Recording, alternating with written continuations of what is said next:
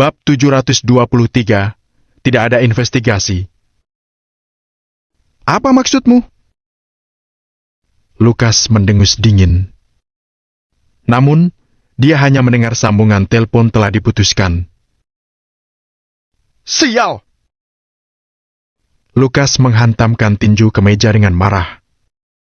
Semakin dia memikirkannya, semakin dia merasa tertekan. Suasana hati Lukas sedang baik, tetapi kata-kata Sean membuatnya merasa tidak nyaman. Lukas sangat marah sehingga dia balas menelpon Sean. Telepon berdering selama beberapa detik sebelum diangkat. Apa maksudmu? Tanya Lukas dingin dengan wajah muram. Tuan Lane meminta Anda untuk menyisakan kursi untuknya. Tentunya Anda bisa mengerti itu. Alih-alih, suara Theo yang terdengar dari seberang panggilan. Siapa kamu? Suruh Sean menjawab teleponnya. Lukas mendengus. Dia sama sekali tidak menganggap Theo serius. Fakta bahwa Tuan Lane telah memilih untuk berbicara dengan Anda adalah suatu kehormatan tersendiri. Apa hak Anda untuk menuntut kehadirannya? Nada bicara Theo tenang, seolah-olah sedang menggambarkan sebuah fakta. Kamu? Lukas tiba-tiba menyadari bahwa dia telah membawa aib untuk dirinya sendiri dengan menelpon Sean. Tuan Lane meminta saya untuk memberitahu Anda bahwa sudah waktunya melunasi utang Anda. Keluarga Eisen sebaiknya bersiap. Theo hendak menutup telepon setelah mengatakan kalimat ini. Tunggu! Lukas langsung berteriak. Entah mengapa, dia tiba-tiba memiliki firasat buruk. Dia merasa Sean akan menghancurkan semua rencananya. Aku menyuruhmu untuk memberitahu Sean hal ini. Jika kali ini dia berani melakukan sesuatu pada keluarga Eisen, aku, Lukas, tidak akan pernah melepaskannya. Aku akan membuatnya memohon untuk mati saja. Kata Lukas dengan nada mengancam sambil mengertakkan giginya. Saya menantang Anda untuk mengatakan hal itu sekali lagi. Theo menyipitkan matanya. Dia paling tidak suka ketika seseorang berbicara kasar pada Sean. Lukas sudah mengeluarkan kata-kata yang membuatnya menjadi orang yang dikutuk. Theo tidak akan menoleransi hal ini. Hai MPH! Hentikan omong kosongmu. Di mana Sean? Aku perlu bicara dengannya. Lukas mendengus setelah beberapa detik terdiam. Anda tidak layak. Cibir Theo dan menutup telepon. Lukas menutup telepon dengan marah dan mengutuk lagi. Sial! Sikap Theo benar-benar membuatnya sangat tidak puas. Tuan Eisen? Raut wajah marah Lukas dilihat oleh asisten wanita yang masuk. Dia tidak mengerti mengapa Lukas masih sangat marah ketika perusahaan Eisen sedang naik saat ini. Lukas menyalakan cerutu dan bertanya dengan cemberut. Ada apa? Asisten itu mengangguk dan melaporkan dengan suara rendah. Tuan Eisen, keuangan kita telah mencapai rekor tertinggi. Saya kemari untuk bertanya apakah Anda ingin terus menerima investasi. Mendengar berita itu, Lukas merasa jauh lebih baik. Mari kita tutup untuk sementara waktu. Semuanya sangat mudah berantakan jika kita memiliki terlalu banyak dana. Lukas melambaikan tangannya dan memberitahu asistennya apa yang harus dilakukan. Ya, Tuan.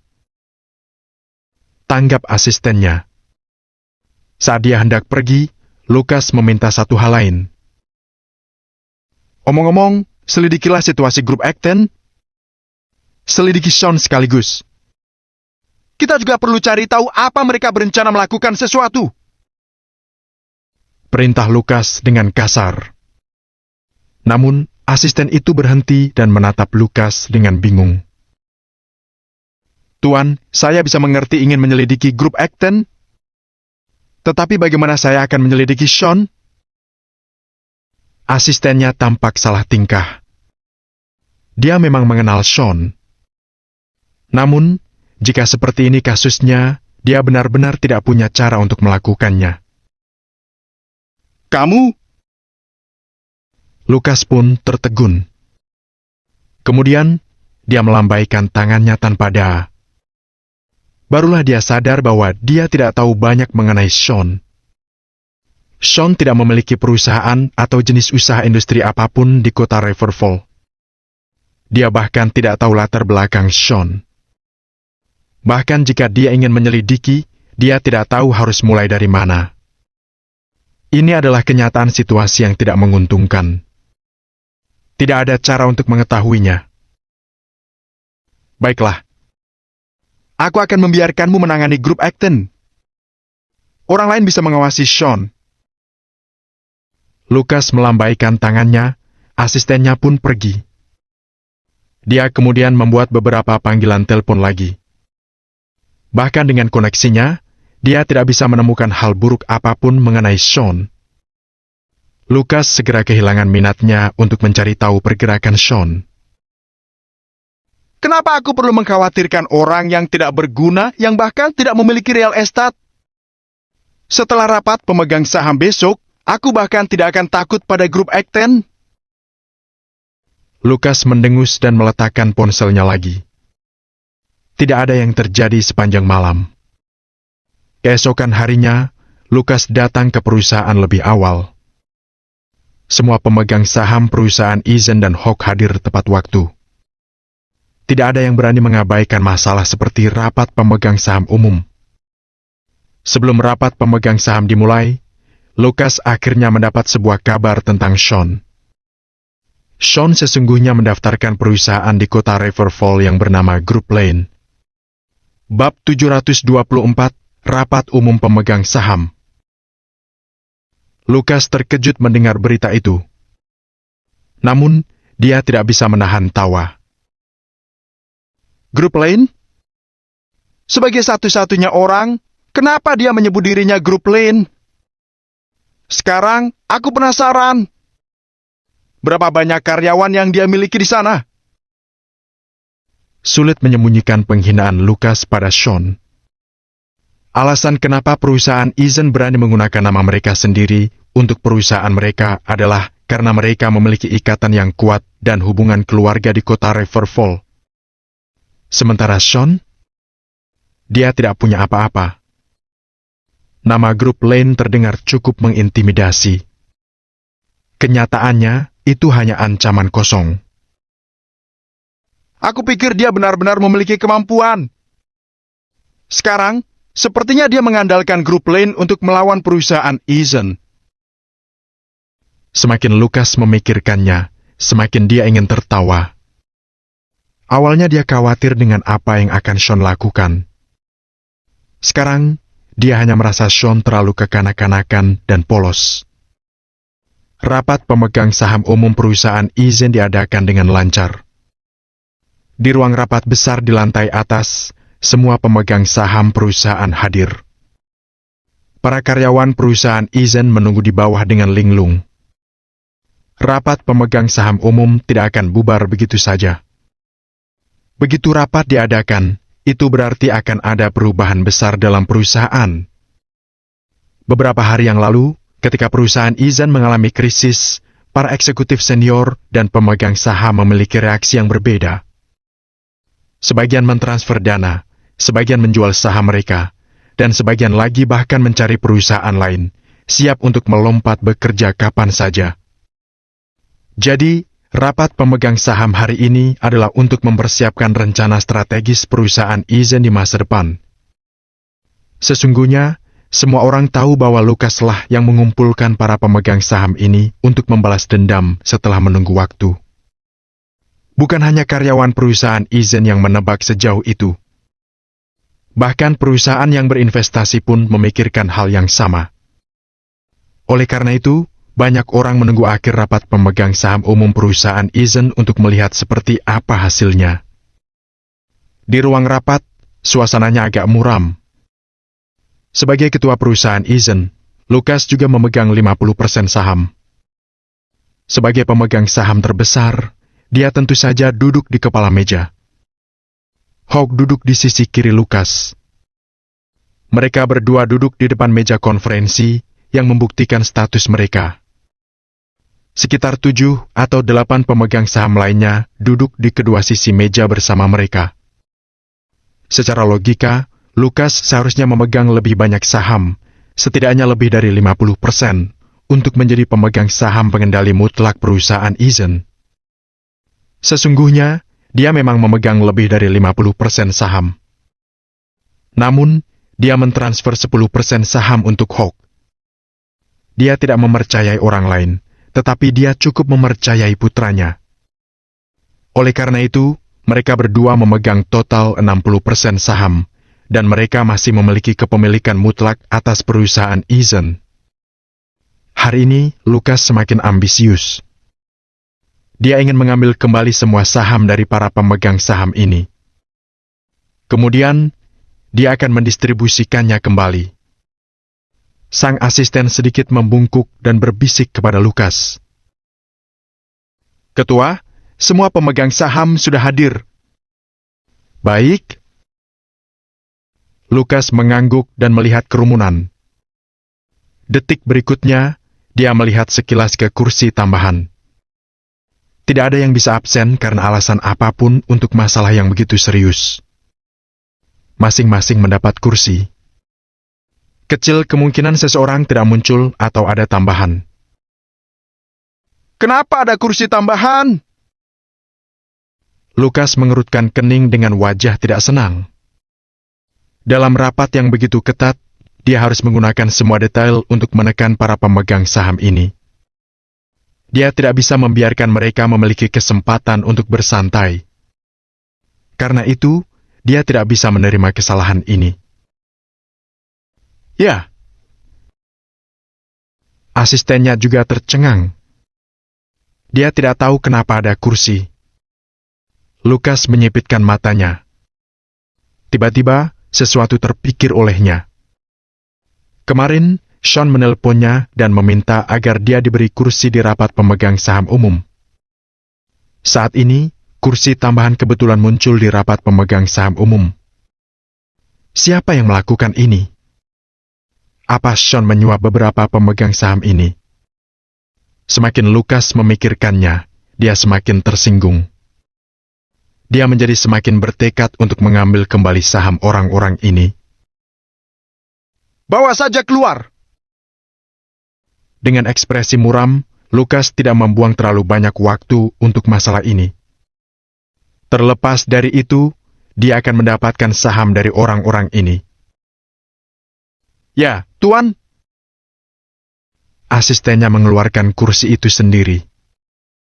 Di ruang rapat, semua orang duduk di kursi mereka sendiri, dan suasananya semakin tegang.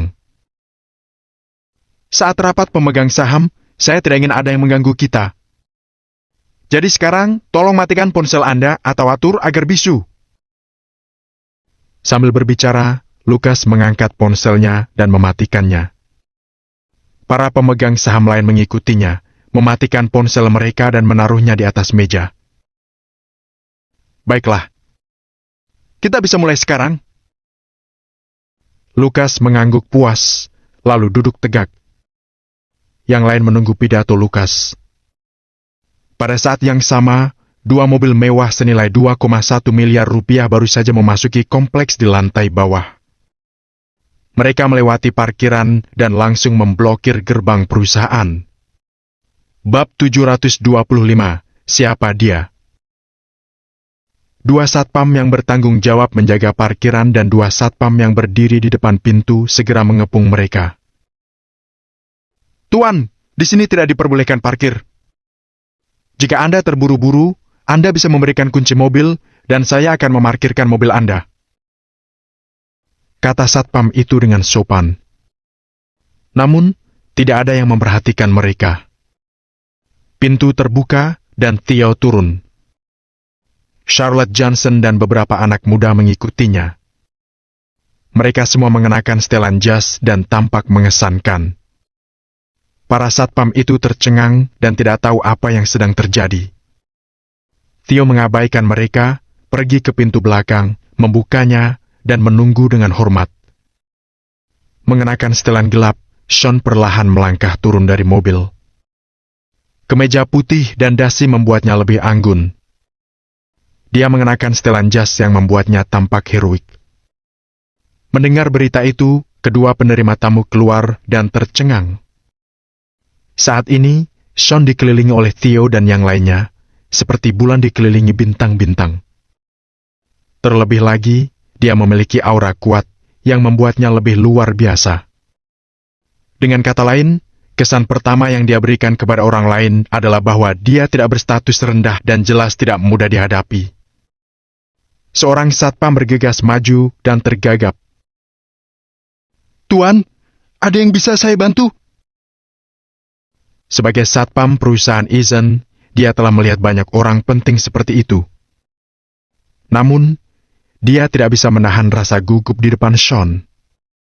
Theo mendorong satpam itu dan berkata dengan nada tenang dan kuat. "Bagaimana Tuan Lane bisa absen dari rapat dewan?" "Ya." Satpam itu tercengang. Mereka semua bingung. "Tuan, apakah Anda ingin menemui ketua kami? Apakah Anda punya janji?" Setelah satpam itu sadar, dia memberanikan diri untuk maju dan menghentikan mereka. Meskipun Sean dan orang-orang lain itu tampaknya luar biasa, sebagai satpam perusahaan, dia tidak bisa membiarkan orang tak dikenal keluar masuk dengan bebas. "Kamu, dengarkan aku baik-baik." Sean yang sedari tadi diam terus melonggarkan kerah bajunya. "Aku memberitahumu, sebagai ketua perusahaan Eason, bahwa kamu dipecat. Kamu tidak berhak mengatur orang-orang yang datang dan pergi dari perusahaan." Setelah mengatakan itu, Sean langsung berjalan menuju perusahaan. Satpam itu tercengang dan kepalanya berdengung. Dia tidak tahu apa yang sedang terjadi. Ketua perusahaan? Satpam itu bertanya-tanya apakah Sean benar-benar telah mengatakan bahwa dia adalah ketua perusahaan ini. Lantas, apa posisi Lucas? Pada saat ini, satpam itu berpikir bahwa Sean pasti tidak waras. Jadi setelah tertegun selama 2 detik, satpam itu melangkah maju lagi, mencoba menghentikan Sean. Tanpa melihatnya, Theo memukul satpam itu hingga mundur beberapa langkah. Sementara itu, Sean dan kelompoknya sudah masuk ke dalam perusahaan. Theo bertepuk tangan 2 kali yang segera menarik perhatian semua orang. Karyawan perusahaan Eason, pria maupun wanita, semuanya memandang Theo dengan heran. "Saya yakin kalian semua tahu hari ini hari apa. Jadi, jangan membuat pilihan sebelum sebuah hasil tercapai. Jika kalian kehilangan pekerjaan, jangan salahkan saya karena tidak mengingatkan kalian." Begitu Theo selesai berbicara, semua orang semakin terkejut. Tentu saja, mereka tahu hari ini hari apa. Hari ini adalah hari di mana Lucas akan memegang semua saham perusahaan Eason. Dengan kata lain, itu adalah perubahan besar bagi perusahaan Eason. Namun, mereka tak tahu apa maksud Theo mengatakan hal itu. Semua orang bingung, tetapi tidak ada yang berani menghentikan mereka. Melihat Sean dan lainnya memasuki lift, semua orang ingin menghubungi Lucas. Namun, saat ini, semua telepon di ruang rapat telah dimatikan, dan dia tidak dapat dihubungi. Satu-satunya hal yang bisa mereka lakukan adalah menunggu hingga akhir pertemuan. Di dalam lift, Theo menekan tombol lantai paling atas. Charlotte memegang portofolio di dadanya dan menatap Sean dengan sorot mata rumit. Sean sangat mendominasi sehingga kaum wanita seusianya mengaguminya. Di ruang rapat, Lucas terlebih dahulu menjelaskan masalah perusahaan Eason. Kemudian, dia menoleh ke para pemegang saham dengan tatapan tegas. "Saya tahu apa yang telah kalian lakukan." Saat itu, Saya bermaksud menggunakan bentuk dorongan ekuitas agar kalian memberikan kontribusi lebih kepada perusahaan Eason. Saya tidak berharap kalian akan menghadapi badai sendirian ketika perusahaan Eason dalam kesulitan. Karena kalian tidak berniat tinggal, mengapa tidak menyerahkan semua saham kalian? Saya akan membayar kalian dengan nilai saham perusahaan Eason saat ini. Lukas langsung ke intinya. Saat ini, Lukas telah mengungkap ambisinya dan dia siap disalahkan. Bagaimanapun, para pemegang saham ini adalah anggota pendiri perusahaan yang telah bekerja keras dengan Lukas sejak awal. Mengingat karakter Lukas, jika mereka tidak memberikan kontribusi besar, dia tidak akan pernah membiarkan mereka memegang saham apapun. Sekarang Lukas ingin mengambil kembali sahamnya. Orang-orang ini tentu tidak setuju. Namun, Lukas punya cara untuk membuat mereka menandatangani nama mereka dengan patuh.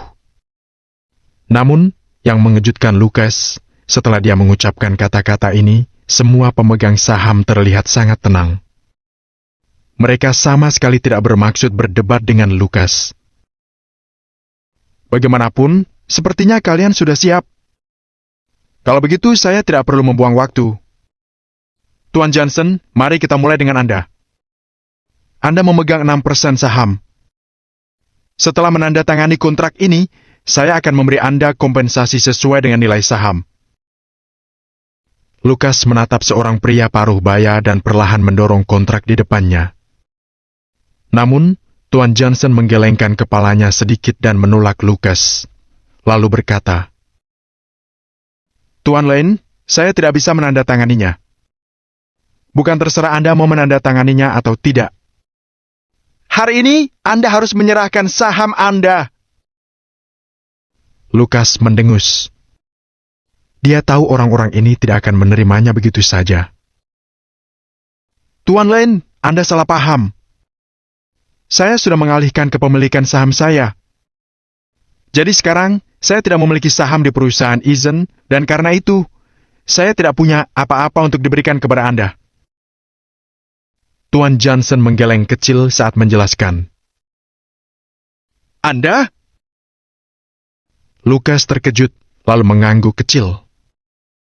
Beberapa hari yang lalu, ketika perusahaan Eason berada dalam krisis, beberapa pemegang saham melihat situasinya tidak tepat, dan Lukas telah mendengar tentang penjualan saham mereka.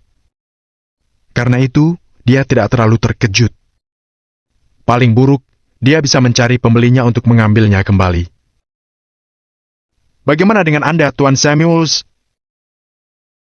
Lukas perlahan menoleh dan menatap pria paruh baya di depannya. Namun, Lukas belum menyadari bahwa begitu berita itu tersebar, yang lain saling memandang dengan panik. Ketua, saham saya juga dijual. Tuan Samuels bungkam selama 2 detik dan menggelengkan kepalanya. Apa? Lukas mengerutkan keningnya. Sebelum dia bertanya lagi, yang lain juga berdiri. Tuan Lane, saham saya juga dijual dan nilai sahamnya lebih tinggi daripada perusahaan Eason. Dan saham saya juga sudah diakuisisi. Semua orang berdiri dan saling memandang. Sebelum itu, mereka semua mengira bahwa mereka satu-satunya yang telah menjual saham mereka. Sekarang, mereka tahu bahwa saham mereka semua telah terjual habis. Siapa gerangan yang melakukan ini? Orang ini pasti punya rencana. Pikir Lukas. Dia akhirnya merasa ada yang tidak beres dan berteriak pada orang banyak. Kalian! Kalian menjualnya kepada siapa? Siapa dia? Di mana dia? Saat itu, pintu ruang rapat dibuka dengan paksa. Sean dan yang lainnya masuk. Tentu saja, mereka menjual sahamnya kepadaku. Cibir Sean sambil berjalan mendekat dengan perlahan.